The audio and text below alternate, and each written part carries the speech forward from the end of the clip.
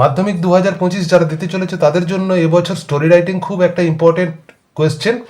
তো এই স্টোরিটা সকলেই তোমরা প্রায় জানো গল্পটা, তো সেটাকে কিভাবে হিন্টস দিয়ে থেকে আমরা স্টোরি বানাবো দেখে নাও। A farmer's sons quarrel among themselves, এক চাষির ছেলেরা নিজেদের মধ্যে ঝগড়া করতো। তো ফার্মার ওরিড, বাবা খুব চাষিটা খুব চিন্তা করতো। Asks them to bring some sticks, তাদেরকে কি বললো না কিছু লাঠি নিয়ে আসতে, স্টিক্স মানে লাঠি। Sons can break them one by one, তো ছেলেরা কি করলো একটা একটা করে যখন দিল সেগুলোকে ভেঙে ফেললো easily. But can not break the sticks when they are tied together, কিন্তু যখন ওই লাঠিগুলোকে একসঙ্গে টাইড করে দেওয়া হলো মানে বেঁধে দেওয়া হলো তখন আর তারা ভাঙতে পারলো না। ফাদার এক্সপ্লেন্স দ্য রিজন, বাবা তখন কারণটা তাদের কাছে এক্সপ্লেন করলো মানে ব্যাখ্যা করলো। এই হিন্টসগুলো দিয়ে আমরা কিভাবে স্টোরি রাইটিং লিখছি দেখো খুব ইজিলি।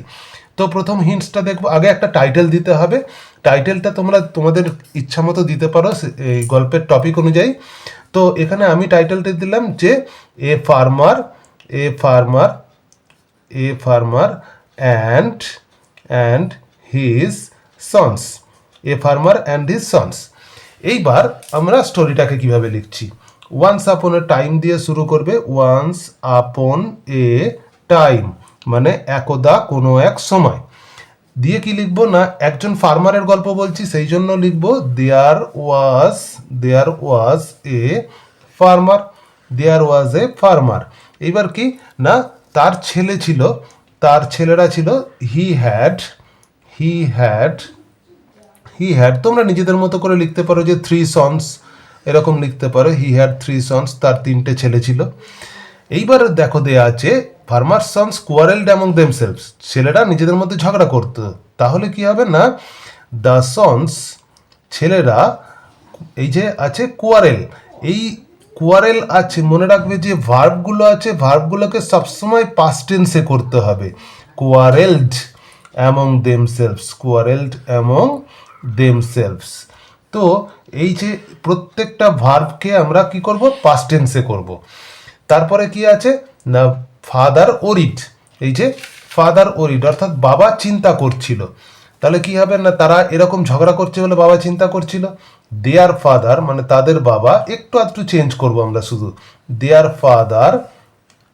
ফাদার মানে তাদের বাবা। ওরিড মানে কি চিন্তা করতো। অ্যাবাউট ইট মানে এই বিষয়টা নিয়ে তার বাবা খুব চিন্তা করতো তাদের বাবা। Ask them to bring some sticks, তারপর কি করলো না হি আস্কড দেম, এই যে আক্স আছে এখানে দেখো এইটা আক্সটা হচ্ছে ভার্ব, তাহলে এটাকে আমরা কি করব পাস্ট টেন্সে করব। হি আস্কড দেম, তাদেরকে বলল কি বলল না টু ব্রিং সাম stick, two bring some sticks. আচ্ছা এখানে একটা জিনিস খেয়াল রাখতে হবে যে এই যে টু এর পরে দেখো ভার্বটাকে আমি পাস্ট টেন্স করলাম না, কেন করলাম না তার কারণ টুটাকে বলা হয় ইনফিনিটিভের পরে ভার্বের কখনো পাস্ট টেন্স হয় না, প্রেজেন্ট টেন্সেই লিখতে হয়। যাই হোক তারপরে কি আছে sons can break them one by one, ছেলেরা কি করলো স্টিক্সগুলোকে একটার পর একটা করে যখন দিল তারা ভেঙে ফেললো। তো দ্য সন্স এইবার ক্যান আছে দেখো ক্যানটাকে কি করব কুড, দ্য সন্স কুড, তারপরে কি করব break them one by one, একটার পর একটা ভেঙে ফেললো। কিন্তু তারপরে কি দিল না but can not break the sticks when they are tied together, কিন্তু যখন একসঙ্গে দেওয়া হলো সেগুলোকে আর ভাঙতে পারলো না। তাহলে কি লিখবো না কারা ভাঙতে পারলো না, তারা ভাঙতে পারলো না ছেলেগুলো। দে ক্যান নট, ক্যানের জায়গায় কি হয়ে যাবে could not, they could not break the sticks, when they are এর জায়গায় কি লিখবো when they were tied together, যখন তাদেরকে একসঙ্গে দেওয়া হলো আর সেগুলোকে ভাঙতে পারলো না।